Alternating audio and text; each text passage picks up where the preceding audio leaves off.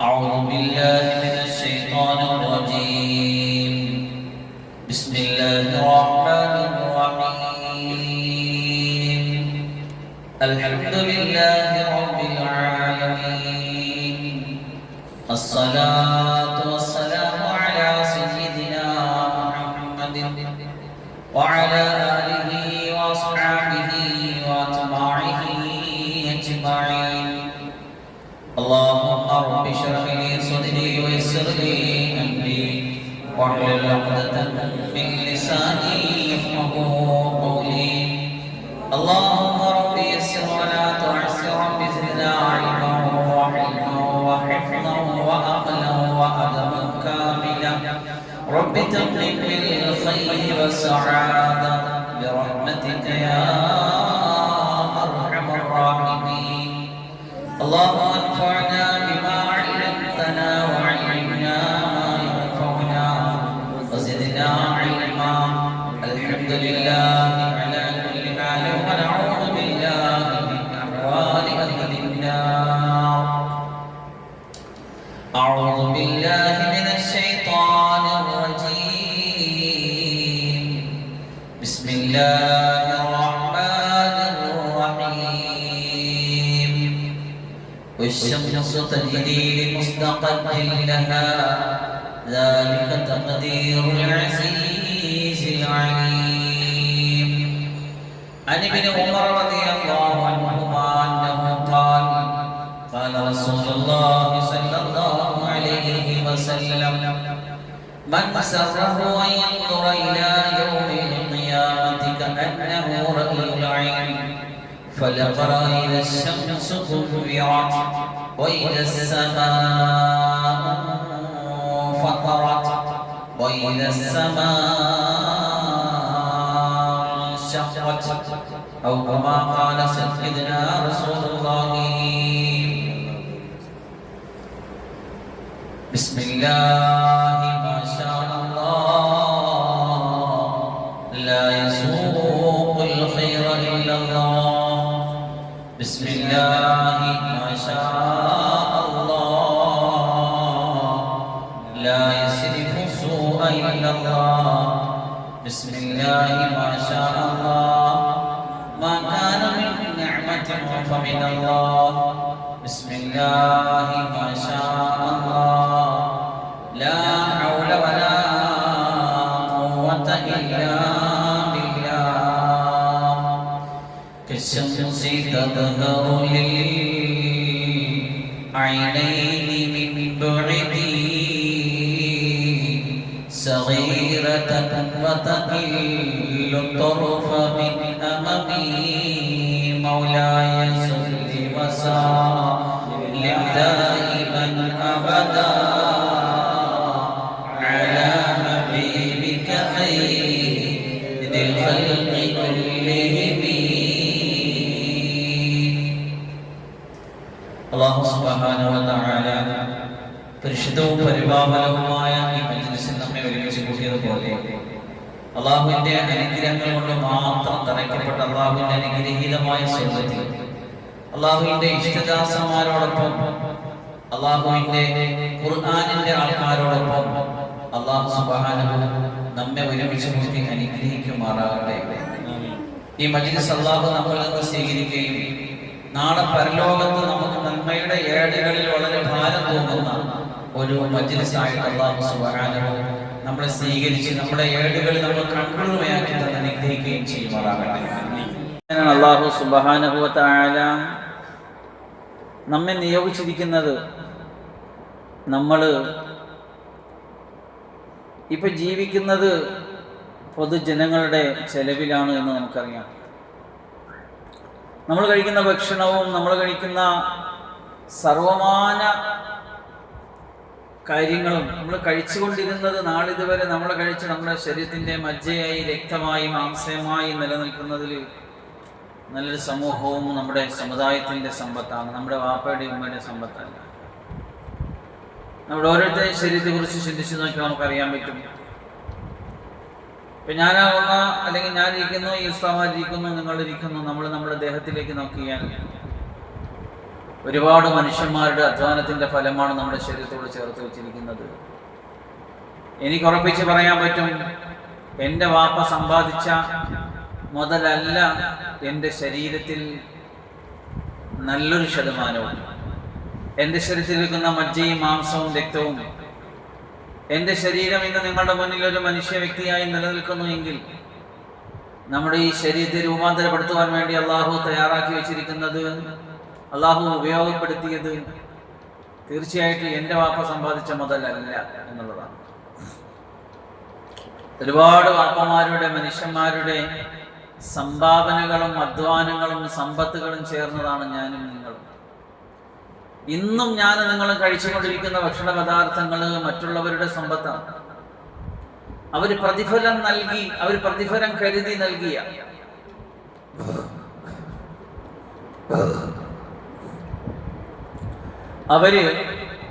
അവരുടെ മക്കൾക്ക് മാംസം വാങ്ങാൻ വേണ്ടി വെച്ചിരുന്ന, ഭാര്യയ്ക്ക് തുണി വാങ്ങാൻ വേണ്ടി വെച്ചിരുന്ന, വീട്ടിൽ നല്ല മത്സ്യം വാങ്ങാൻ വേണ്ടി വെച്ചിരുന്ന പൈസയെ നമ്മൾ ഓരോരുത്തരും ചെന്ന് മഹത്വം പറഞ്ഞ്, ദീന് പറഞ്ഞ്, ഇൽമിന്റെ മഹാത്മ്യം പറഞ്ഞ് നമ്മൾ തലയിൽ കെട്ടുധാരികളായി അവരുടെ മുന്നിൽ ചെന്നപ്പോ അവരവരുടെ സ്വപ്നങ്ങളും ആഗ്രഹങ്ങളും മാറ്റി വെച്ചിട്ട് അവരുടെ ആഗ്രഹങ്ങൾക്കും ആവശ്യങ്ങൾക്ക് വേണ്ടി നീക്കി വെച്ചിരുന്ന പൈസയെ അവരെടുത്ത് ദീനിന് വേണ്ടി തന്നതാണ് എൻ്റെ ശരീരത്തിലും നിങ്ങളുടെ ശരീരത്തിലും ഓടുന്ന രക്തവും.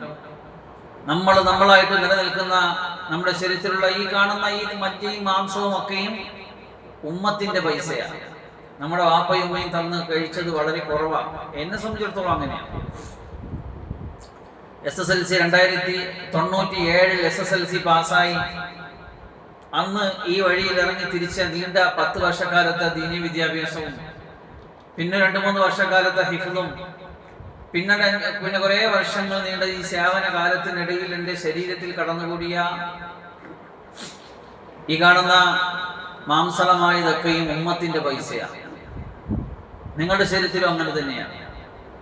ദീനിനെ കരുതി, പ്രതിഫലത്തെ കാംക്ഷിച്ച്, നാളെ പരലോകത്ത് നന്മ കരുതി, നാളെ ഉപയോഗമുള്ളൊരു സമൂഹത്തെ വാർത്തെടുക്കാൻ വേണ്ടി എൻ്റെയും നിങ്ങളുടെയും ദുആയിൽ പ്രതീക്ഷിച്ചുകൊണ്ട് നമ്മൾ ഓരോരുത്തരും പോയി ചെയ്യുന്ന നന്മകളിൽ ഭാഗവാക്കാക്കാൻ വേണ്ടി, നമ്മൾ ചെയ്യുന്ന ദുആക്കളുടെ ഒരറ്റം കിട്ടാൻ വേണ്ടി നമ്മൾ മുത്തക്കികളായി, മുഹ്സിനീങ്ങളായി, മുഖ്ലിസീങ്ങളായിട്ട് മാറുന്ന നല്ലൊരു രംഗത്തെ സ്വപ്നം കണ്ടിട്ടാണ് ഉമ്മത്ത് പൈസ തന്നിട്ട് നമ്മൾ ആ പൈസയിന്മേൽ ജീവിക്കുന്നത്. നമ്മൾ കൊള്ളുന്ന കാറ്റും, നമ്മൾ കൊള്ളുന്ന വെളിച്ചവും, നമ്മൾ അനുഭവിക്കുന്ന ഈ സുഖ സൗകര്യങ്ങളൊക്കെയും ഉമ്മത്തിന്റെ കഷ്ടപ്പെട്ടുണ്ടാക്കിയ സമ്പത്തുകളാണ്. അതിന്റെ പിന്നിൽ 1000 മനുഷ്യന്മാരുടെ ദീനിയായ കഷ്ടപ്പാടുകളുടെ അനുഭവങ്ങളും ചരിത്രങ്ങളും ഉണ്ട്. ഒരുപാട് കൈപ്പേറിയ അനുഭവങ്ങളുണ്ട്. നമുക്കിവിടെ തന്നെ നമുക്കറിയാം, നമ്മള് ഇതിന്റെ പ്രവർത്തകര് എന്ന് പറയുന്നത് നല്ലൊരു ശതമാനവും രക്ഷകർത്താക്കളും കൂടിയൊക്കെ ചേർന്നിട്ടാണ്. നിങ്ങൾ വിദ്യാർത്ഥികൾ കൂടി ചേർന്നിട്ടാണ്. രക്ഷകർത്താക്കൾ ഓരോരുത്തരടുത്ത് പൈസ ചോദിക്കുമ്പോൾ ഉണ്ടാകുന്ന കൈപ്പേറിയ അനുഭവങ്ങൾ അവർക്ക് ഓർമ്മ ഉണ്ടാവും. നിങ്ങൾ ഒരു വീടാന്തരം കയറി ചെന്നിട്ട് വീടിന്റെ മുമ്പിൽ ചെല്ലുമ്പോൾ നിങ്ങൾ അവരുടെ മുന്നിൽ അവർ കാണിക്കുന്ന മുഖം ചുളിക്കലുകളും അവരുടെ ചോദ്യശരങ്ങൾക്ക് മുന്നിൽ നിങ്ങൾ പതറി നിന്ന് പോകുമ്പോൾ അള്ളാഹുവിന്റെ ദീനിനെ മുൻനിർത്തിക്കൊണ്ടാണ് നിങ്ങൾ ചോദിക്കുന്നത്. അള്ളാഹുവിന്റെ ദീനിനെ മുൻനിർത്തിക്കൊണ്ടാണ് അവർ തരുന്നത്. അവ ചുരുക്കത്തിൽ ഞാനും നിങ്ങളും ഈ ഉമ്മത്തിനോട് അത്ര കണ്ട് കടപ്പെട്ടിരിക്കുന്നു. നമ്മൾ രാവിലും പകലിലും ഊണിലും ഉറക്കിലും നമ്മുടെ ചിന്തയിലും പ്രവൃത്തിയിലും ഒക്കെയും നമ്മൾ ഉമ്മത്തിനോട് കടപ്പെട്ടിരിക്കുന്നു എന്ന് വെച്ചാൽ അവരുടെ മുന്നിൽ നമ്മൾ നന്മ ചെയ്യേണ്ടവരാണ്, തിന്മ ചെയ്യേണ്ടവരല്ല. നന്മയിൽ അടിയുറച്ച് ജീവിക്കേണ്ടവരാണ്, നമ്മൾ വഴിതെറ്റി പോകേണ്ടവരല്ല. പൊയ്ക്കൂടാ. നോർമലി ഒരു വാപ്പയുടെ ഉമ്മയുടെ ചെലവിൽ കഴിഞ്ഞ ഒരു മകൻ അവൻ വഴിമാറി സഞ്ചരിച്ചാൽ അതിൽ അധികമൊന്നും വേദനിക്കാനില്ല. സാധാരണ ഒരു സ്വാഭാവികമായ സംഭവമായിട്ട് കണക്കാക്കാനുള്ളത്. പക്ഷെ ഇത്തരത്തിലൊരു സംവിധാനത്തിൽ വളർന്നു വന്ന ഞാനും നിങ്ങളും വഴിമാറി സഞ്ചരിച്ചു കഴിഞ്ഞാൽ ഒരുപാട് പേരുടെ നിശബ്ദമായ ചോദ്യങ്ങൾക്ക് മറുപടി നമ്മൾ കൊടുത്തെങ്കിലേ മതിയാകുള്ളൂ. കാരണം അത്രമാത്രം ഭാരിച്ച ഉത്തരവാദിത്വത്തിന്റെ മേലാ ഞാനും നിങ്ങളും ഓരോ ദിവസം കഴിച്ചു കൂട്ടുന്നത്. അതല്ലെങ്കിൽ നമ്മൾ ഇത്തരത്തിലൊരു പൊതു സമൂഹത്തിന്റെ സമ്പത്തിൽ വളരരുതായിരുന്നു. അങ്ങനെ പഠിച്ചവരുണ്ട്, ഞാൻ കേട്ടിട്ടുണ്ട്. ബഹുമാനപ്പെട്ട തഴവാസാദൊക്കെ പഠിക്കുമ്പോൾ അവരൊന്നും പൊതുജനത്തിന്റെ പൈസ ഉപയോഗിക്കാറില്ലായിരുന്നു അത്രയും. അവർ സ്വന്തം പൈസ ഇട്ട് കഷ്ടപ്പെട്ട് അവര് സ്വന്തം ചെലവിലാണ് പഠിച്ചത്, വേറൊരു ഉമ്മത്തിന്റെ പൈസയിലല്ല. കാരണം മഹാന്മാരെ പോലുള്ള ബസീറത്തുള്ള ഉൾക്കാഴ്ചയുള്ള പണ്ഡിതന്മാർക്ക് അറിയാമായിരുന്നിട്ടുണ്ടാവും, ഇങ്ങനെ പഠിച്ചു വളർന്നാൽ വലിയ ഭാരിച്ച ഉത്തരവാദിത്വത്തിന്റെ മേൽ നാളെ ആയിപ്പോകും, അതെങ്ങനെ നിറവേറി തീർക്കുമെന്ന് പേടിച്ചിട്ടായിരിക്കും ഒരു പക്ഷേ അവരുടെ വിദ്യാർത്ഥി കാലം മുതൽ തന്നെ ഉമ്മത്തിന്റെ പൈസ തിന്നിട്ട് അവർ പഠിക്കാത്തത്. പക്ഷെ ഞാൻ നിങ്ങൾ ഉമ്മത്തിന്റെ പൈസയാണ് തിന്നുകൊണ്ടിരിക്കുന്നത്, നാളെയും തിന്നാൻ പോകുന്നത്. അപ്പൊ അതുകൊണ്ട് ചെറിയതല്ല നമ്മുടെ ഉത്തരവാദിത്തം. നമ്മൾ കുറച്ചും കൂടി ഉണർന്ന് ചിന്തിക്കേണ്ടിയിരിക്കുന്നു, ബോധവാന്മാരാകേണ്ടിയിരിക്കുന്നു. നമ്മളുടെ പ്രവർത്തനങ്ങൾ നിസ്സാരമായിട്ട് നടക്കാൻ പാടില്ല. എന്തെങ്കിലും തോന്നിയതുപോലെ നമ്മൾ സഞ്ചരിക്കാൻ പാടില്ല. നമുക്കൊരു നിഷ്ഠയുണ്ട്, നമുക്കൊരു ചിട്ടയുണ്ട്, നമുക്കൊരു ഡിസിപ്ലിൻ ഉണ്ട്, നമുക്ക് കൃത്യമായൊരു മാർഗദർശനമുണ്ട്, ഒരു കൃത്യമായൊരു മാർഗമുണ്ട്. ആ മാർഗത്തിലൂടെ മാർഗഭ്രംശം സംഭവിക്കാതെ നടന്നു പോകൽ എനിക്ക് നിങ്ങൾക്കും നിർബന്ധമായി പോയിരിക്കുന്നു. എന്തുകൊണ്ട്? കേവലം ഒരു ദീനിയായ വ്യക്തി എന്നതിന്റെ പേരിലല്ല. എന്തുകൊണ്ട്? സമുദായം നമുക്ക് ചാപ്പാട് തന്നത്, നമുക്ക് ഭക്ഷണം തന്നത്, നമ്മളെ വളർത്തുന്നത് അവരുടെ മുമ്പിൽ ഉത്തരവാദിത്തമില്ലാതെ എന്തെങ്കിലും കാണിക്കാൻ വേണ്ടിയല്ല. അങ്ങനെ ഉത്തരവാദിത്തക്കേട് നമ്മൾ കാണിച്ചും കൂടാ. ജീവിതത്തിൽ ഉത്തരവാദിത്തക്കേട് സംഭവിച്ചു പോയിട്ടുണ്ടെങ്കിൽ പശ്ചാത്തപിച്ച് മടങ്ങി ഇനിയെങ്കിലും ശിഷ്ട ജീവിതമെങ്കിലും അള്ളാഹുവിന്റെ ഇഷ്ടത്തിൽ നിഷ്ഠയോടെ മുന്നേറ്റ് പോകൽ നമുക്ക് ഓരോരുത്തർക്കും വളരെ അനിവാര്യമായിരിക്കുന്നു, അത്യന്താപേക്ഷിതമായിരിക്കുന്നു. ചിട്ടയില്ലാത്ത ജീവിതം, നിഷ്ഠയില്ലാത്ത ജീവിതം, അതുകൊണ്ട് നമ്മൾ നഷ്ടത്തിലേക്കാണ് പോയിക്കൊണ്ടിരിക്കുന്നത്. നമ്മളെ ജീവിതം ചിട്ടയും നിഷ്ഠയും ഉണ്ടാകാനാണ് നമ്മളെ തലയിൽ കെട്ടിയത്. നമ്മൾ ഈ താടി വെച്ചത്, നമ്മൾ ഈ ജോഡി എടുത്ത് ധരിച്ചു വെച്ചിരിക്കുന്നത് ഉമ്മത്തിന്റെ മുന്നിൽ നിഷ്ഠയോടെ ചിട്ടയോടെ അച്ചടക്കത്തോടെ നിന്ന് പഠിച്ചോളാം, എന്നിട്ട് സനത് വാങ്ങിക്കോളാം, എന്നിട്ട് അവർക്ക് നേതൃത്വം കൊടുത്തോളാം എന്ന ഭാരിച്ചതും ഗൗരവകരവുമായ ഉത്തരവാദിത്തത്തെ ഏറ്റെടുക്കാൻ വേണ്ടിയിട്ടാണ് നമ്മൾ ഈ വേഷം ധരിച്ചിരിക്കുന്നത്. നമ്മൾ ധരിച്ചിരിക്കുന്ന ഈ വേഷത്തിന്റെ ഉത്തരവാദിത്തം ചെറുതല്ല. നമ്മൾ ഏറ്റെടുത്തിരിക്കുന്ന ഈ ദൗത്യത്തിന്റെ ഗാംഭീര്യം ചെറുതല്ല. അങ്ങേറ്റം വലിയ നബിമാരോളം വരുന്ന, നബിമാർക്ക് ശേഷം ആ ഉത്തരവാദിത്തത്തെ ഭൂമിയിൽ നടപ്പിലാക്കേണ്ടെന്ന അള്ളാഹുവിന്റെ ഗൗരവകരമായ പ്രതിനിധികളാണ് ഞാൻ നിങ്ങളും എന്നൊരു കാര്യം ഒരിക്കലും മറന്നു പോകരുത്. ലോകത്തെ ഏറ്റവും വലിയ ഉത്തരവാദിത്തവും ചിട്ടയും അച്ചടക്കവും പഠിപ്പിച്ച ദീനാണ് ഇസ്ലാം. അതിൽ നിന്ന് പഠിപ്പിക്കപ്പെടുന്നത് ദർസുകളിലും അറബി കോളേജുകളിലുമാണ്. ആ അച്ചടക്കവും ചിട്ടയുമാണ് നമ്മളെ വ്യതിരിക്തമാക്കുന്നത് മറ്റു വിദ്യാർത്ഥികളിൽ നിന്നും. ലോകത്ത് ഒരുപാട് യൂണിവേഴ്സിറ്റികളുണ്ട്, അറബി കോളേജുകളുണ്ട്, വിദ്യാഭ്യാസ സ്ഥാപനങ്ങളുണ്ട്. പക്ഷെ അതിൽ നിന്ന് നമ്മളെ വ്യതിരിക്തമാക്കുന്നത് എന്താണ്? അതിൽ നിന്ന് നമ്മളെ വ്യത്യസ്തമാക്കുന്നത് എന്താണ്? നമ്മുടെ ചിട്ടകളാണ്, നമ്മുടെ അച്ചടക്കങ്ങളാണ്, നമ്മുടെ അനുസരണകളാണ്, നമ്മുടെ കീഴ്പ്പെടലുകളാണ്, നമ്മുടെ സമർപ്പണങ്ങളാണ്. ഇല്ലെങ്കിൽ പിന്നെ നമ്മളും മറ്റു വിദ്യാർത്ഥികൾ തമ്മിൽ ഒരു വ്യത്യാസവുമില്ല. നമ്മൾ അള്ളാഹുവിന്റെ ദീനിന്റെ വഴിയിൽ എത്ര വർഷം ചെലവഴിച്ചു എന്ന് നമ്മളൊന്ന് പിന്നോട്ട് സഞ്ചരിച്ചാൽ, 1 വർഷം സഞ്ചരിച്ചവരും 2 വർഷം സഞ്ചരിച്ചവരും 5 വർഷം സഞ്ചരിച്ചവരും 8 വർഷം സഞ്ചരിച്ചവരും ഒക്കെ നമുക്കിടയിലുണ്ട്. നമ്മൾ സഞ്ചരിച്ച വഴിദൂരത്തിലേക്ക് തിരിഞ്ഞു നോക്കിയാൽ ആ സഞ്ചരിച്ച വഴിദൂരത്തിലെല്ലാം നമ്മൾ എന്ത് നേടി? കുറെ കാര്യങ്ങൾ നമ്മൾ കാണാതെ പഠിച്ചു വെച്ചു. ഖുർആൻ മൊത്തവും നമ്മൾ ഹിഫ്ദ് ചെയ്ത് വെച്ചു. കുറെ കാര്യങ്ങൾ നമ്മൾ പ്രസംഗിക്കാൻ പഠിച്ചു വെച്ചു. ഇതൊന്നും ഇതിന്റെ റിസൾട്ട് ആയിട്ട് നമുക്ക് കണക്കാക്കാൻ കഴിയില്ല. നിന്റെ ഹൃദയത്തിൽ എത്രത്തോളം നീ വെളിച്ചം നേടി, നിനക്ക് സ്വയമേ സഞ്ചരിച്ചു പോകാനുള്ള വെളിച്ചം പോലും നിന്റെ കയ്യിലില്ലെങ്കിൽ നിന്റെ തൊട്ട് ബാക്കിൽ വരുന്ന പാവങ്ങളായ പാമ്പരങ്ങളായ ജനങ്ങളെ എങ്ങനെ നീ വഴികാട്ടും? അവർക്ക് എങ്ങനെ നീ വെളിച്ചം കാണിച്ചു കൊടുക്കും? അന്ധകാരത്തിന്റെ തമസിൽ ആണ്ടുപോയൊരു സമൂഹമാണ് ഇന്ന് നമ്മുടെ മുന്നിലുള്ളത്. എവിടെയാണ് സംസ്കാരം? എവിടെയാണ് ദീൻ? എവിടെയാണ് ഈമാൻ? എവിടെയാണ് തഖ്വ? എവിടെയാണ് സൂക്ഷ്മത? എന്നിങ്ങനെ അന്തം വിട്ടന്താളിച്ച് നാലുപാടും പരതി നോക്കിക്കൊണ്ടിരിക്കുന്ന ഒരു മനുഷ്യ സമൂഹത്തിന്റെ മുന്നിലേക്കാണ് നമ്മൾ സനത് വാങ്ങിച്ച് നിറങ്ങാൻ പോകുന്നത്. അവിടെ മുന്നിൽ ടോർച്ച് ലൈറ്റ് കാണിച്ച് യുവാക്കളെ ഇതിലെ ഗതികെട്ടവരെ, വഴിതെറ്റിയവരെ ഇതിലെ എന്ന് പറഞ്ഞിട്ടുള്ള മുന്നിൽ നിന്ന് സത്യത്തിന്റെ സൽപാന്താവിലേക്ക് നയിക്കേണ്ട ഉത്തരവാദിത്ത ബോധമുള്ളവരാണ് ഞാൻ നിങ്ങളും.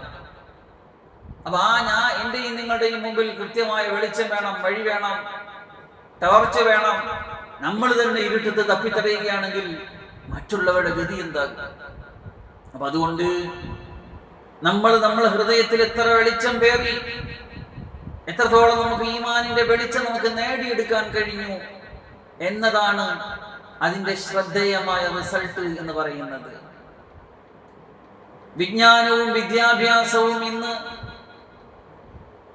ആരുടെയും ദൂരത്തല്ല, എല്ലാവരുടെയും കൈത്തുമ്പിൽ നിറയെ വിദ്യാഭ്യാസങ്ങളും വിജ്ഞാനങ്ങളും ഉണ്ട്. മുമ്പൊരു കാലമുണ്ടായിരുന്നു, എന്തെങ്കിലും ഒരു കാര്യം നമുക്ക് അറിയണമെങ്കിൽ പഠിക്കണമെങ്കിൽ നമ്മൾ എന്ത് ചെയ്യണം?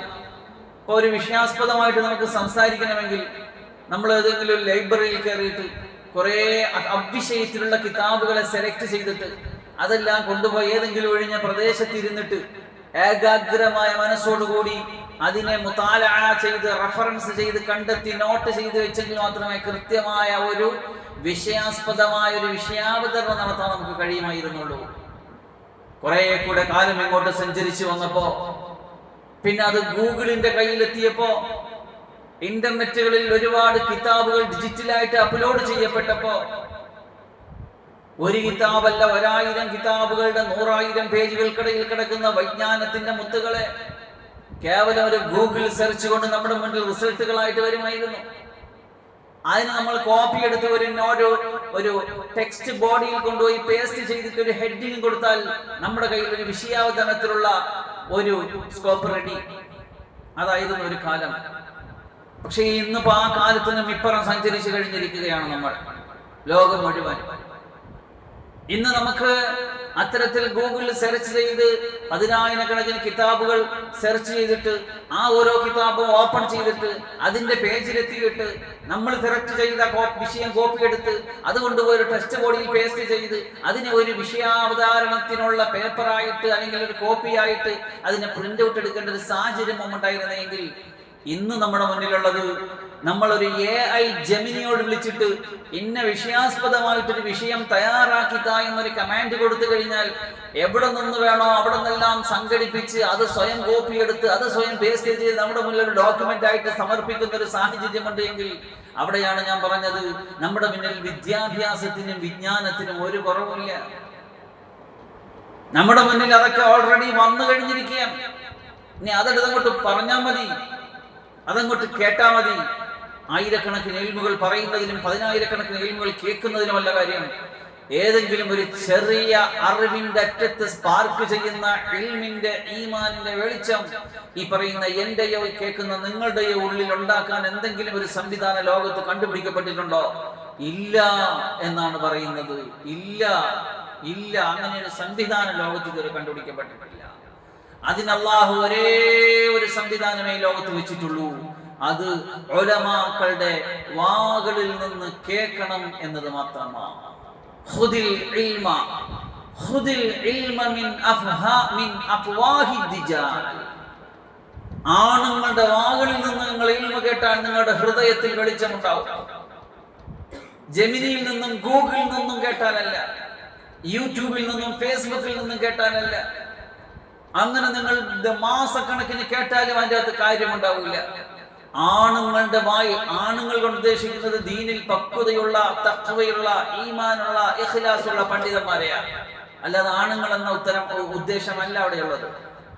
ആണുങ്ങളായിട്ടുള്ള മനുഷ്യന്മാരാരാ? അള്ളാഹുവിന്റെ ദൃഷ്ടിയിൽ നല്ല ദീനും തഖ്വയും ഇഖ്ലാസുമുള്ള പണ്ഡിതന്മാരാണ്. അവരുടെ വായിൽ നിന്ന് ഇൽമു കേട്ടുമ്പോൾ ഹൃദയത്തിലുണ്ടാകുന്ന ഒരു സ്പാർക്കിംഗ് ഉണ്ട്, ഒരു മാറ്റമുണ്ട്, ഒരു വെളിച്ചമുണ്ട്, ഒരു തെളിച്ചമുണ്ട്, ഒരു ശോഭയുണ്ട്, ഒരു വെളിവുണ്ട്, ഒരു ഒളിവുണ്ട്, ഒരു തെളിവുണ്ട്. അതിന്റെ പേരാണ് ഇൽമു.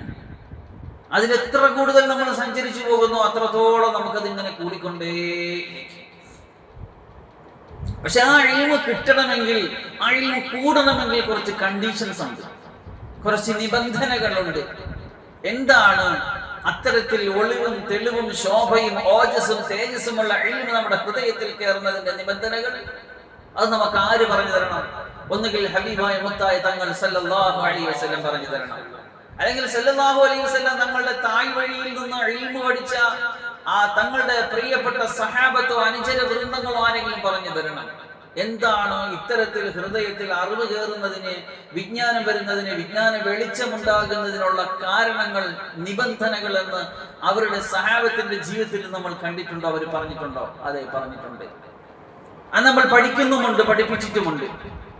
നമ്മുടെ ഇൽമു പഠിക്കുന്ന മുത്താലിമീങ്ങൾ എങ്ങനെ പഠിക്കണമെന്ന് പഠിപ്പിക്കുന്ന ഒരു കിതാബുണ്ട്. പല പ്രാവശ്യം ഞാൻ മജ്‌ലിസുകൾ പറഞ്ഞിട്ടുള്ളതാണ്. അതിന്റെ പേരാണ് തഅലീമുൽ മുതഅല്ലിം ത്വരീഖത്ത് തഅല്ലും. ആ കിതാബിന്റെ പേര് തഅലീമുൽ മുതഅല്ലിം ത്വരീഖത്ത് തഅല്ലും. മുതഅല്ലിമിനെ പഠിപ്പിക്കുന്നു, പഠിക്കേണ്ടത് എങ്ങനെയാണ്.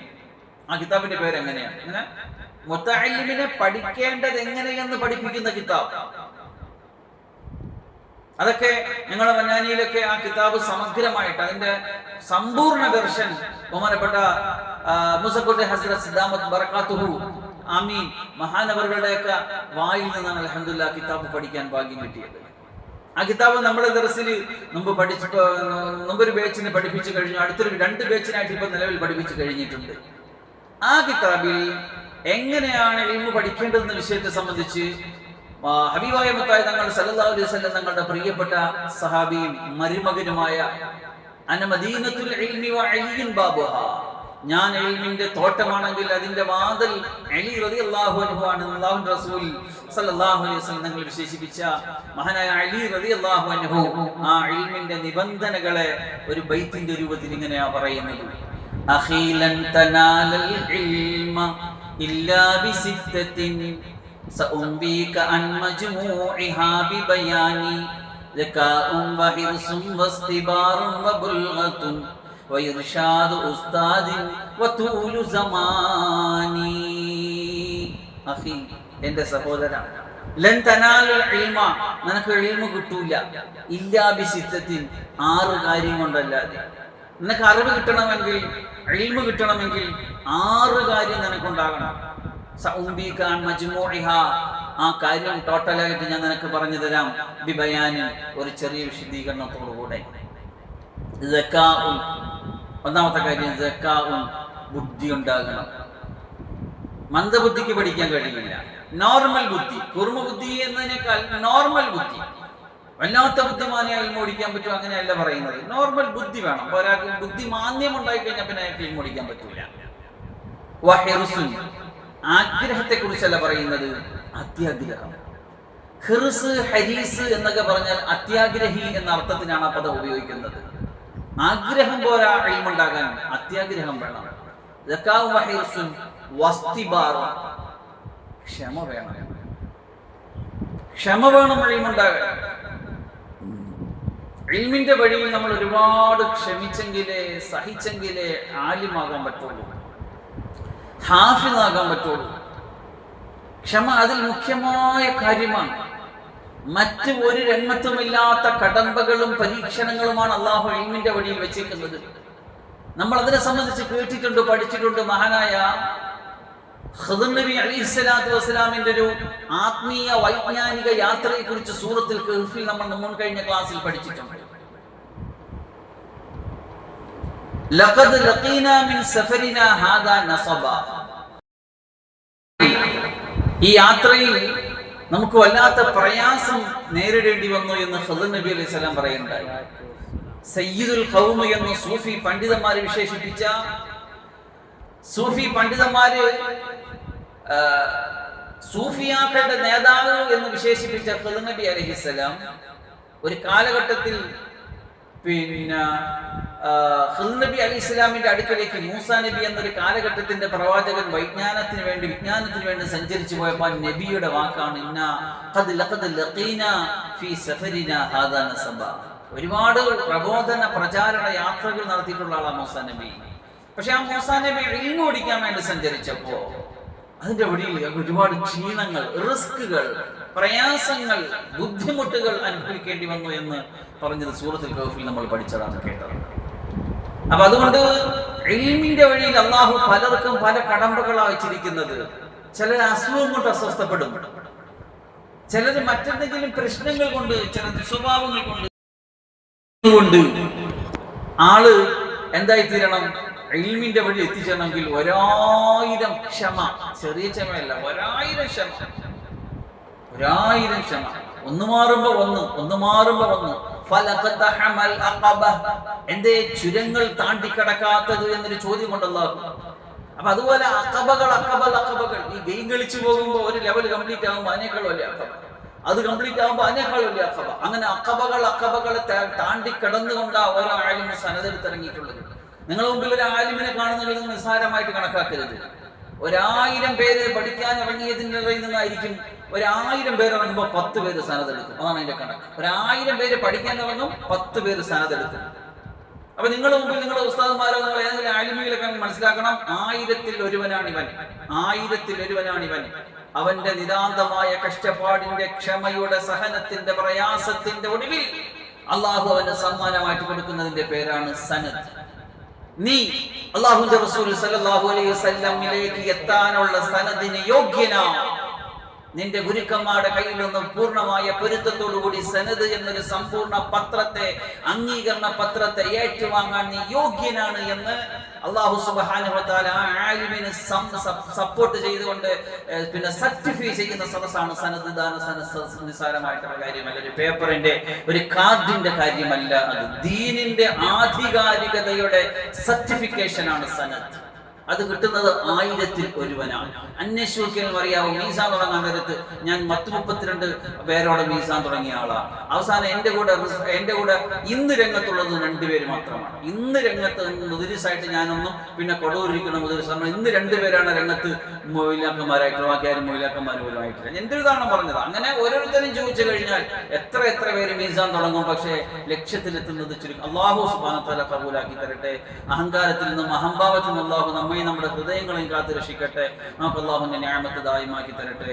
അല്ലാഹുവിന്റെ പ്രിയപ്പെട്ട, അല്ലാഹുവിനായി വഴിപ്പെടുന്ന, വിനയപ്പെടുന്ന ദാസന്മാരുടെ കൂട്ടത്തിൽ അല്ലാഹു നമ്മെ ഉൾപ്പെടുത്തി അനുഗ്രഹിക്കുമാറാകട്ടെ. ആമീൻ. ഞാൻ പറയുന്നത്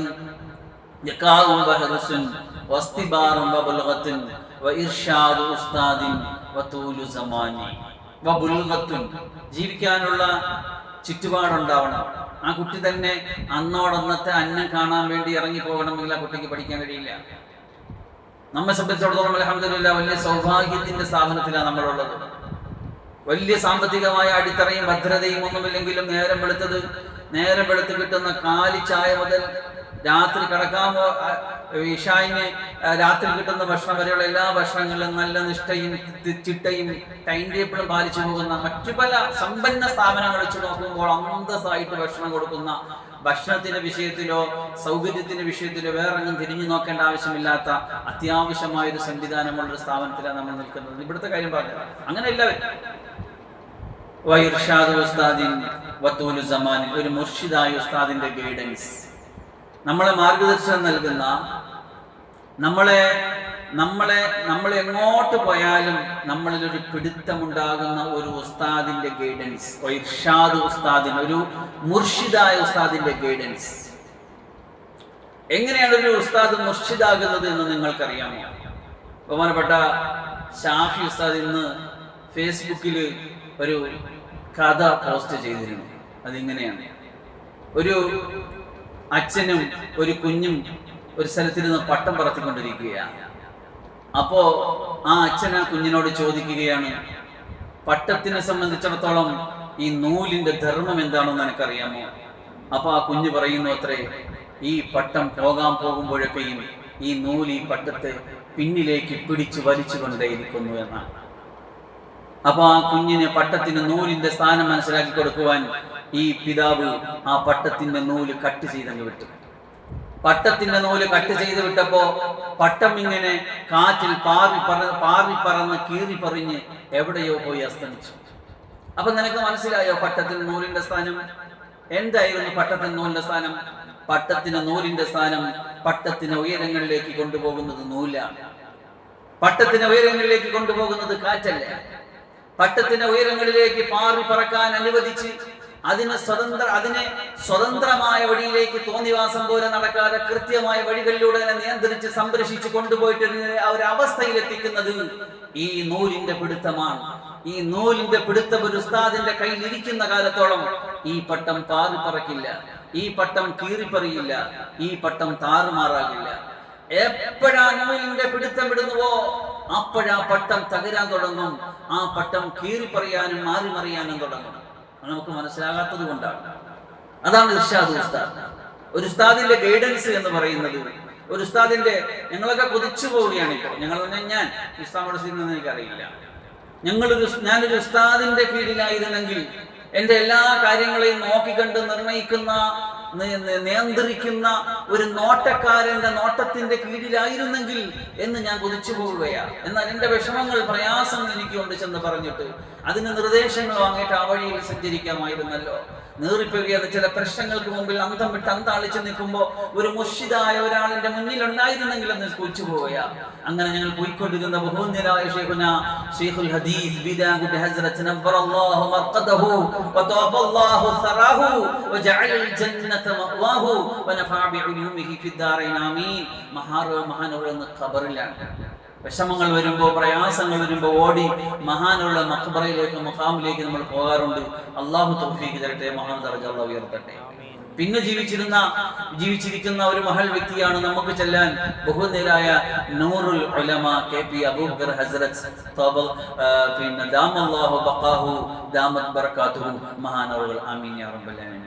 കഴിഞ്ഞ വെള്ളിയാഴ്ച അസീസിയ മെഡിക്കൽ കോളേജിന്റെ സൂപ്പർ ഡീലക്സ് റൂമിലെ 7ാമത്തെ നിലയിൽ വളരെ ക്ഷീണിതനായി, അവശനായി, ഒറ്റയ്ക്ക് തന്റെ ഭാര്യയോടുകൂടി ആ റൂമിൽ കഴിയുകയാണ്. അല്ലാഹു ദീർഘായുസ്സ് കൊടുക്കട്ടെ. ആ വെളിച്ചവും ആ തെളിച്ചവും ആ മാർഗദർശനവും നമുക്ക് തരട്ടെ. അവർക്ക് ശേഷം എന്ത് എന്ന് എല്ലാവരും അന്തം വിട്ട് അന്താളിച്ചു നിൽക്കുകയാണ്. നൂറുൽ ഉലമ, ഉലമാക്കളുടെ വെളിച്ചമാ. ആ വെളിച്ചം അസ്തമിച്ചാൽ പിന്നെ എവിടെ നൂറ്? പിന്നെ ആര് നമ്മളെ വഴി കാണിക്കും? അന്തം വിട്ട് അന്താളിച്ചു നിൽക്കുകയാണ്. ഞാൻ പറഞ്ഞു വന്നത്, നമ്മുടെ മുന്നിൽ നമ്മുടെ ഉസ്താദുമാര് നമുക്ക് ഇർഷാദായിട്ട്, മുർഷിദായിട്ട്, ഗൈഡൻസുമായിട്ട് നിൽക്കുമ്പോ അതിന്റെ വില നമുക്കറിയില്ല. നമ്മൾ ഇവിടം വരെ എത്തിയത് എങ്ങനെയാണ്? ഒരു കീറ കവറും തൂക്കി നമ്മുടെ സ്ഥാപനത്തിലേക്ക് കയറി വന്നപ്പോൾ നേരെ മുണ്ടെടുക്കാൻ അറിയാത്തവരായിരുന്നു നാം. നേരെ ചെവ്വെ തുണി ഉടുക്കാൻ അറിയാത്തവരായിരുന്നു നാം. നേരെ ചെവ്വെ നാവെടുത്ത് എന്തെങ്കിലും ഒരു വാക്ക് പറയാൻ കഴിയാത്തവരായിരുന്നു നാം. ഇന്ന് നാക്കെടുത്ത് പറയാൻ യോഗ്യതയുണ്ടായപ്പോ, നേരെ മുണ്ടെടുക്കാനും തലയെ കെട്ടാനും ഒക്കെ പഠിച്ച് അത്യാവശ്യം യോഗ്യതയായപ്പോ, നേരത്തെ ആ പെൺകുട്ടി പറഞ്ഞതുപോലെ നമ്മളെ എല്ലാത്തിൽ നിന്നും പിടിച്ചു വലിക്കുന്ന തടസ്സമാണ് പട്ടത്തിന്റെ നൂല് എന്ന് പറയുന്ന വിഡ്ഢിയായ ഒരു, അല്ലെങ്കിൽ ഒരു അറിവില്ലാത്തൊരു പെൺകുട്ടിയുടെ അറിവില്ലായ്മയിലേക്ക്, പക്വതയില്ലായ്മയിലേക്ക് നമ്മൾ തരം താഴ്ന്നു പോകാൻ പാടില്ല. മറിച്ച് നമ്മൾ ചിന്തിക്കേണ്ടത്, നമ്മളെ വളർത്തുന്നത്, നമ്മളെ ഉയർത്തുന്നത്, നമ്മളെ നയിക്കുന്നത്, നമ്മൾ എത്തിയ സ്ഥലത്തേക്ക് എത്തിച്ചത്, ഇനി എത്തേണ്ടിടത്തേക്ക് നമ്മളെ എത്തിക്കുന്നത് നമ്മുടെ ഉസ്താദിന്റെ ഈ പിടുത്തമാ, നമ്മുടെ ഉസ്താദിന്റെ ഈ നിയന്ത്രണമാ. ആ പട്ടത്തിന് നൂലെന്ന പോലെ നമുക്ക് നമ്മളെ നയിച്ചു കൊണ്ടിരിക്കുന്ന നമ്മുടെ ഉസ്താദിന്റെ ഇർഷാദാണ്. അത് കൊണ്ട് മാത്രമേ ഇൽമു കിട്ടുള്ളൂ, അതുകൊണ്ട് മാത്രമേ ആലിമാകുള്ളൂ, അതുകൊണ്ട് മാത്രമേ ഉയരങ്ങളിലേക്ക് എത്തുകയുള്ളൂ. വഇർഷാദു ഉസ്താദിൻ വതൂലു സമാനി, വതൂലു സമാനി, ദീർഘമായ കാലം. ഇമാം അലി റളിയല്ലാഹു അൻഹു 6 കാര്യങ്ങൾ പറഞ്ഞതിൽ 6ാമത്തെ കാര്യം പറഞ്ഞ് അവസാനിപ്പിക്കുകയാണ്. വളരെ ശ്രദ്ധിച്ച് കേട്ടോളീൻ. ദീർഘമായ കാലം. ഞാൻ നേരത്തെ പറഞ്ഞു, 1000 വർഷം പഠിച്ചു, ഒരല്പം വെളിവും തെളിവും ഉണ്ടായിട്ടില്ലെങ്കിൽ അമ്പേ കഷ്ടം ജീവിതം. അല്ല, ദീർഘമായ കാലം പഠിക്കണം. ഇന്ന് അതിന്റെ കാലം വളരെ കുറഞ്ഞു വരികയാണ്. ഞാൻ പറഞ്ഞല്ലോ, ഞാനൊരു 10 വർഷം ഇൽമിന്റെ വഴിയിൽ ചെലവഴിച്ചു. അത് കേൾക്കുമ്പോൾ 10 വർഷമൊക്കെ നിന്ന് പഠിച്ച, അതെ 10 വർഷം പഠിച്ചു. മന്നാനിയയിൽ നിന്ന് 6 വർഷവും അതിനു മുമ്പൊരു 4 വർഷവും, അങ്ങനെ 6, 4, 10 വർഷം പഠിച്ചിട്ടാണ് ഹിഫ്ദിന് പോയിട്ട് 3, 4 വർഷം ചെലവഴിച്ചത്. അത് നമ്മൾ മുമ്പോട്ട് നോക്കുമ്പോൾ 18, 20, 21 വർഷം പഠിച്ച ഉലമാക്കളിലേക്ക് നോക്കുമ്പോൾ വളരെ കുറച്ചാണ്. അപ്പൊ എത്ര കാലം ഇൽമിന്റെ വഴിയിൽ കൂടുതൽ കൊടുക്കുന്നോ അത്രയും നമുക്ക് പാകതയും പക്വതയും ഭദ്രതയും അറിവും യോഗ്യതയും ഒക്കെ ഉണ്ടാവുകയാണ് ചെയ്യുന്നത്. അപ്പൊ അതുകൊണ്ട് ഞാൻ പറയുന്നത്, മഹാനായ അലി റളിയല്ലാഹു അൻഹു പറഞ്ഞ ഈ കണ്ടീഷനെ പോലെ ഒരു കണ്ടീഷൻ തരാൻ എത്ര ന്യൂജൻ മോട്ടിവേറ്റർക്കും നമുക്ക് കഴിയില്ല, നമ്മുടെ മുന്നിൽ കഴിയില്ല. ഇതാണ് ഏറ്റവും നല്ല മാർഗദർശനം. ഈ മാർഗദർശനം നമ്മൾ പഠിക്കും, ഉൾക്കൊള്ളിൻ, ക്ഷമയോടെ, അവധാനതയോടെ, സഹനതയോടെ, വിട്ടുവീഴ്ചയോടെ, മാപ്പോടെ, പൊരുത്തത്തോടെ ഇൽമിന്റെ വഴിയിൽ അധ്വാനിക്കും. അള്ളാഹു ഒരുപാട് ഉയരങ്ങളിലേക്ക് കൊണ്ടുപോകും. ലൈസൽ യതീമുൽ ലദീ ഖദ് മാത വാലിദുഹു ലാകിൻ യതീമു യതീമുൽ ഇൽമി വൽ അദബി. മഹാനായ, അപ്പൊ ഞാൻ നേരത്തെ പറഞ്ഞൊരു ഉദാഹരണം കൂടി പറയാം. ഞാൻ പറഞ്ഞല്ലോ, ഇന്നത്തെ കാലത്ത് നമുക്കൊരു വിഷയാസ്പദമായിട്ട് എന്തെങ്കിലും പറയാൻ കിതാബൊന്നും വരുന്നുണ്ട, ഗൂഗിൾ സെർച്ച് ചെയ്യണ്ട. നമ്മളൊക്കെ മൊബൈലിൽ ഇന്നിപ്പോൾ സൗജന്യമായിട്ട് നമുക്ക് കിട്ടുന്ന ജെമിനി AI ആർട്ടിഫിഷ്യൽ ഇന്റലിജൻസിന്റെ സഹായത്തോടെ നമ്മളൊക്കെ മൊബൈലിൽ സംവിധാനിച്ചിരിക്കുന്ന ജെമിനി എന്ന് പറയുന്ന ഒരു ആപ്പാണ് ഗൂഗിളിന്റെ. ജെമിനിയോട് പറഞ്ഞു ഞാൻ, അപ്പൊ എനിക്കിങ്ങനെ എന്തെങ്കിലും ഒന്ന് മജ്‌ലിസിൽ പറയണമെന്ന് തോന്നിയ സമയം, അതായത് ഒരു 3-3:15 സമയം, എന്തെങ്കിലും ഒന്ന് പറയണമല്ലോ. കാരണം സ്വയമേ അതിനുള്ളൊരു ഇൻട്രസ്റ്റും മനസ്സിലൊന്നും അല്ലെങ്കിൽ പോലും അത് കേൾക്കാൻ വന്നിരിക്കുന്ന മുഅ്മിനീങ്ങൾക്ക് എന്തെങ്കിലും ഒരു ഇൽമിന്റെ വഴി കൊടുക്കണമല്ലോ എന്ന് ആലോചിച്ചപ്പോൾ ജെമിനിയോട് ഞാൻ ചോദിച്ചു, ഈ ബൈത്ത് എന്ന് പറഞ്ഞിട്ട് ചോദിച്ചു. ഈ ബൈത്ത് എന്ന് വെറുതെ എഴുതി ഇങ്ങോട്ടിട്ട് അപ്പോഴേ എനിക്കൊരു വിഷയാസ്പദമായ ഒരു ലിസ്റ്റ് ഇങ്ങോട്ട് വന്നു. മഹാനായ ഇമാം അലി റളിയല്ലാഹു അൻഹുവിലേക്ക് ചേർക്കപ്പെടുന്ന പ്രസിദ്ധമായ ഒരു കവിതയാണ് ഇത്. എന്നിട്ട് അതിന് സമഗ്രമായിട്ട് ജെമിനി പറയുകയാ. എന്താണ് പറഞ്ഞത്? ജെമിനി പറയുന്നത് ഇൽമും അദബും, അറിവും അച്ചടക്കവും, അറിവും ചിട്ടയും, അറിവും ബോധവും, അതാണ് യഥാർത്ഥത്തിൽ ഒരു മനുഷ്യനാകുന്നത്. അല്ലാത്തവൻ അനാഥനാണ്.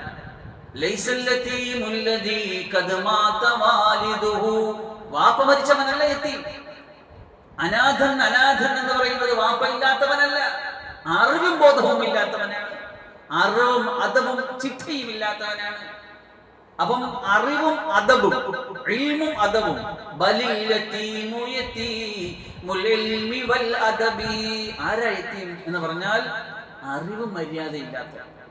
അപ്പൊ ഞാനൊരു അറിവും മര്യാദ ഇല്ലാത്തവനാണെങ്കിൽ എന്റെ പേര് യതീമെന്ന. വാപ്പ ഉണ്ട്, അതിലല്ല കാര്യം. അപ്പൊ അതുകൊണ്ട് നമ്മൾ മനസ്സിലാക്കേണ്ടത് അദബ്. ഞാൻ പലപ്പോഴും നമ്മുടെ സ്ഥാപനത്തിൽ ഞങ്ങളുടെ കൊച്ചുങ്ങളോട് എപ്പോഴും പറയാറുണ്ട്, അലിഫ് ഫോർ അദബ്, എ ഫോർ ആപ്പിൾ എന്ന് നമ്മൾ കുഞ്ഞുങ്ങളെ പഠിപ്പിക്കും. അതുപോലെ നമ്മൾ പറയാണ് അലിഫ് ഫോർ അദബ്, അദബ് ചിട്ട. അങ്ങനെയെങ്കിൽ അയിന് വരുന്നത് കുറേ താഴെയാണ്. അയിന് വരുന്നത് ഇൽമു വരുന്നത് കുറേ താഴെയാണ്. അപ്പൊ ഒന്നാമതാണ് നമ്മുടെ സ്ഥാപനത്തിൽ ചിട്ടയ്ക്ക് സ്ഥാനം. നമ്മുടെ സ്ഥാപനം ഒരു ചിട്ടയുള്ളതായിരിക്കണം എന്നതാണ് നമ്മൾ എല്ലാവരും നിർബന്ധമായിട്ട് മുറുകെ പിടിക്കേണ്ടത്. വലിയ ക്വാളിഫിക്കേഷനുകൾ, ഡിഗ്രികൾ, അറിവുകൾ, ബോധ്യങ്ങൾ, അതൊക്കെ ഞാൻ പറഞ്ഞല്ലോ. ജെമിനിയോട് ചോദിച്ച ജെമിനി ഭയങ്കര പണ്ഡിതനാണ്. എന്തുകൊണ്ടോ ജെമിനി പറഞ്ഞു. ഞാനിപ്പോ കൃഷിയുമായിട്ടൊക്കെ ബന്ധപ്പെട്ട് മുഴുവൻ ജെമിനിയോടാണ് ചോദിക്കുന്നത്. പണ്ടൊക്കെ യൂട്യൂബിൽ നിന്ന് പരതി ഒരുപാട് സമയം പോകും, ഗൂഗിൾ സെർച്ച് ചെയ്ത് ഒരുപാട് സമയം പോകും. തെങ്ങിന്റെ വളം, ഉദാഹരണത്തിന് ഇപ്പൊ തെങ്ങിന് ഞാൻ ഇച്ചിരി തെങ്ങിന് വളമിടാൻ വേണ്ടി ആലോചിച്ചപ്പോ പലരും പറഞ്ഞു നിങ്ങൾ ഉപ്പിടീന്ന് പറഞ്ഞു, ഉപ്പ് തെങ്ങിനിടാൻ. അപ്പൊ ഞാന് യൂട്യൂബിലൊക്കെ നോക്കിയപ്പോൾ വളരെ പ്രാധാന്യത്തോടുകൂടി ഇപ്പോഴും യൂട്യൂബിൽ അപ്ലോഡ് ചെയ്യപ്പെട്ട വീഡിയോകളുണ്ട് തെങ്ങിന് ഉപ്പിടുന്നതിനെ സംബന്ധിച്ച്. ഞാൻ ജെമിനിയോട് ചോദിച്ചു, ജെമിനി തെങ്ങിന് ഉപ്പിടുന്നതിനെ സംബന്ധിച്ച് നീ എന്ത് പറയുന്നത്? അപ്പൊ ജെമിനി പറഞ്ഞ രാഗത്തുക ഇങ്ങനെയാണ്. അത് വലിയ ശാസ്ത്രീയമായി പിന്തുണയുള്ള കാര്യമൊന്നുമല്ല. പണ്ടൊരു കാലത്ത് അങ്ങനെ ഉണ്ടാകുമായിരുന്നു. എന്താണ് മൂലകങ്ങൾ, അല്ലെങ്കിൽ ഏതിൽ നിന്ന് ഏത് കൊടുത്താൽ തെങ്ങിന് ഉപകാരമുള്ളൂ എന്ന് കണ്ടുപിടിക്കാത്ത കാലത്ത്, പണ്ടൊരു കാലത്ത് ആൾക്കാരെന്നെ തെങ്ങിന് ഉപ്പിടുന്നവർ, നമ്മളെയൊക്കെ നാട്ടിൽ ഉപ്പേ എന്ന് പറഞ്ഞിട്ട് എന്ത് ചെയ്യുമായിരുന്നു? വണ്ടിയിൽ വിളിച്ചോണ്ട് നമ്മളൊക്കെ ചാക്ക് കണക്കിന് കുറഞ്ഞ പൈസയിൽ കൂടുതൽ ഉപ്പിട്ട് വാരി വിതറുന്നത്. പക്ഷെ അത് ഉപ്പ് ഒരു പരിധിയിലേറെ മണ്ണിൽ ചെന്നാൽ മണ്ണിന് കേടാണ്. ഈ നല്ല ചൂട് സമയത്താണെങ്കിൽ അതിന്റെ വേരിന് കേടാണ്, ഗുണത്തെക്കാളേറെ ദൂഷ്യത്തിലേക്ക് പോകും. ഉപ്പിലിറങ്ങിയിരിക്കുന്ന സോഡിയം പോലുള്ള ചില മൂലകങ്ങളുടെ ആവശ്യകത ഉണ്ട്. അത് മറ്റു പല വളങ്ങളിൽ നിന്നും അതിന് കിട്ടുമത്രേ, ഉപ്പിന്റെ ആവശ്യമില്ല. ഞാൻ ഉപ്പിടാൻ വേണ്ടി ഇരുന്നതാ. അപ്പോഴാണ് ജെമിനിയോട് ചോദിച്ചത്. ഒരു ഉദാഹരണം പറഞ്ഞതാ. അതുപോലെ ഞാൻ ജെമിനിയോട് ഒരുപാട് കാര്യം ചോദിച്ചു. ഡ്രാഗൺ ഫ്രൂട്ടിനെ സംബന്ധിച്ച്, കുരുമുളകിനെ സംബന്ധിച്ച്, സാഫിന്റെ ഉപയോഗത്തെ സംബന്ധിച്ച് ഒക്കെ. അപ്പൊ ഞാൻ പറഞ്ഞത്, പണ്ഡിതനാകാൻ, അറിവ് കിട്ടാൻ, വിവരമുണ്ടാകാൻ വർഷങ്ങൾ ചെലവഴിക്കേണ്ട, ഇങ്ങനെ നടന്ന് പാടുപെടേണ്ട, ഒക്കെ കിട്ടിക്കോളും. പക്ഷെ അദബ്, വെളിച്ചം, ഈമാൻ, അത് ഇതുപോലുള്ള സ്ഥാപനത്തിൽ അച്ചടക്കത്തോടെ, ചിട്ടയോടെ, ക്ഷമയോടെ, ഒരു മുർഷിദായ ഉസ്താദിന്റെ ഗൈഡൻസോടെ നിന്ന് പഠിപ്പിച്ചെങ്കിൽ മാത്രമേ അത് നേടിയെടുക്കാൻ പറ്റൂ. അതിന് വേറൊരു യന്ത്രവും ലോകത്ത് കണ്ടുപിടിച്ചിട്ടില്ല. അദബുണ്ട് പഠിക്കാൻ ഒരു യന്ത്രം, ഈമാൻ, ഹൃദയത്തിൽ വെളിച്ചമുണ്ടാകാൻ ഒരു സംവിധാനം, ഒരു ആപ്ലിക്കേഷൻ ലോകത്ത് ഒരു സംവിധാനവും ഇതുവരെ കണ്ടുപിടിച്ചിട്ടില്ല. അതിന് അള്ളാഹു വെച്ചിരിക്കുന്ന ഒറ്റ സംവിധാനമേ ഉള്ളൂ. ഒരു ഉസ്താദിന്റെ പൊരുത്തത്തോടെ അവരെ കീഴിൽ നിന്ന് പഠിച്ചിട്ട് ആ ഹൃദയത്തിൽ നിന്ന് സപ്ലൈ ചെയ്യുന്ന ഇൽമിന്റെ ശോഭ തന്റെ ഹൃദയത്തിലേക്ക് ആവാഹിച്ചെടുക്കുക എന്നല്ലാതെ, ആ സനദോട് പൊരുത്തത്തോടുകൂടി ആ സനദ്, ആ കയ്യിൽ നിന്ന് വാങ്ങിയ സനദിന്റെ ശ്രേണിയിൽ ഉൾപ്പെടുക എന്നല്ലാതെ ഒരു സംവിധാനവും ലോകത്താരും കണ്ടുപിടിച്ചു വെച്ചിട്ടില്ല. അതുകൊണ്ട് അതവുള്ളവരാണ് സനാതൻ, അറിവില്ലാത്തവൻ അനാഥൻ. അതവുള്ളവനാണ് സനാതൻ, അതവില്ലാത്തവൻ അനാഥൻ. അല്ലാഹു സുബ്ഹാനഹു വ തആല അത്തരത്തിൽ ഇൽമും അദബും അറിവുമുള്ള അച്ചടക്കവും ചിട്ടയുമുള്ള നല്ല മുഅ്മിനീങ്ങൾ മുഅ്മിനാത്തുകൾ അല്ലാഹു നമ്മെ ഉൾപ്പെടുത്തി അനുഗ്രഹിക്കുമാറാകട്ടെ എന്ന് പറഞ്ഞുകൊണ്ട് ചുരുക്കുകയാണ്. വാഖിറു ദഅവാനാ അനിൽ ഹംദുലില്ലാഹി റബ്ബിൽ ആലമീൻ. അസ്സലാമു അലൈക്കും വറഹ്മത്തുള്ളാഹി വബറകാതുഹു.